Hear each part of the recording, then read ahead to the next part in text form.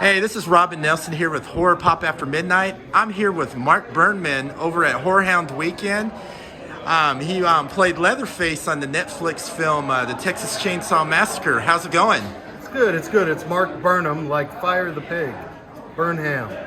Anyway, yeah, it's good. I'm enjoying Hound. I've never been here before. People is great. I had a chance to do a little scouting in the neighborhood last night. It was fun. I had a good time. Where'd you go scouting at? Just went out to dinner with my brother. My brother lives here locally. Oh, cool. Yeah, I live out here. I live like 3 minutes from Kings Island. Nice. So, how were you approached becoming Leatherface for the Texas Chainsaw Massacre?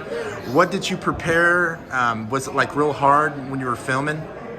So the job came to me like any other self-tape audition. I auditioned for it. I won it by my auditions. It was a long process. I think I sent 5 tapes in.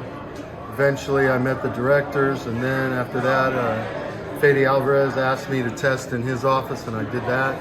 And I successfully passed all of those benchmarks, and then the week the world shut down for the pandemic, I won the job. And then we were on hold for a couple of months or whatever. But eventually we went and shot it, and the way I prepared for it, through the audition process and that repetitive process of sending in tapes, I realized certain aspects about the character that were able to give me a better handle on how to motivate that kind of rage and whatnot. So, and then also, once I tested with Fede and was given the job, they informed me that my task was actually to match Gunner.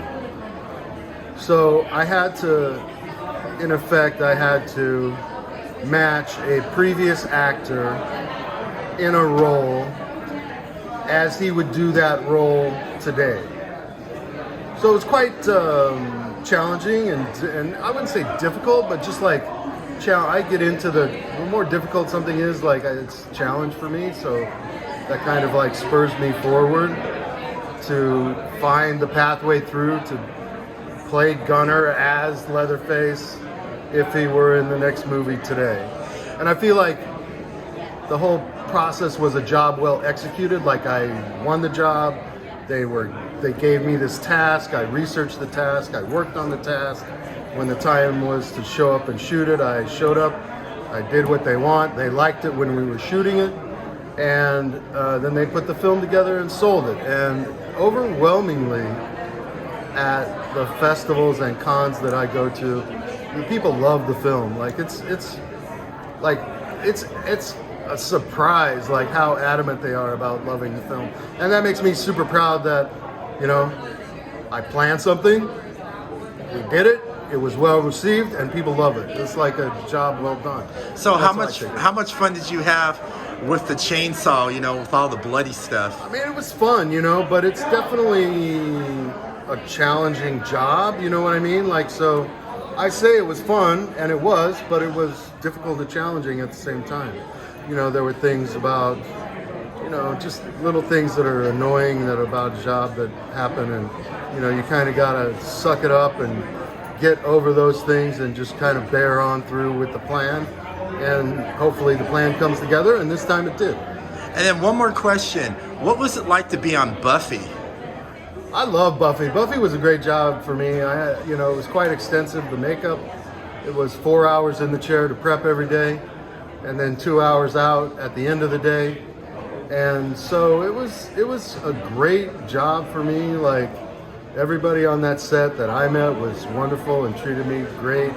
I learned a lot about stunt work on that job and special effects makeup.